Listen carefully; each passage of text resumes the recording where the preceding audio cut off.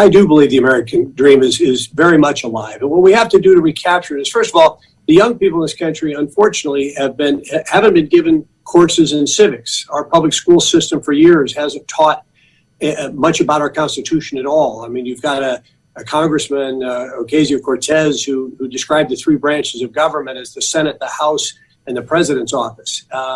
That's embarrassing around the world when we've got congressmen that apparently haven't even read the Constitution. We have to get back to the basics. Our founding fathers presented us with this opportunity that requires consensus. They established the Constitution to separate our three branches of government, to have checks and balances, and to amend our Constitution takes 75% of the states to ratify it. That was consensus. They recognized that there'd be different populations in each state, so they only had 2 senators in each state, even though the House is then proportionally represented.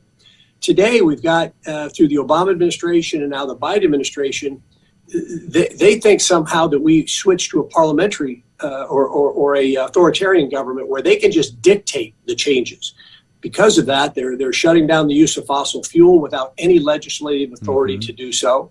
They've caused this enormous inflation through over stimulating the economy. Yes. I mean, what President Trump had to do when COVID first started to protect American businesses, particularly small businesses, given that the government was shutting them down, perhaps was necessary. In hindsight, it might have been more money than we probably should have spent. But the amount of money that President Biden threw at it immediately getting into office was purely political. It was purely, look, I can do this too. I can throw money at things. And by the way, I'm going to shut down fossil fuel. We've got to get back to forcing consensus amongst our folks. And by the way, a shout out to Joe Manchin, because he seems to be the only Democratic senator that understands the criticality of the filibuster and how it creates consensus to actually force us to think these things through and not just ram them through.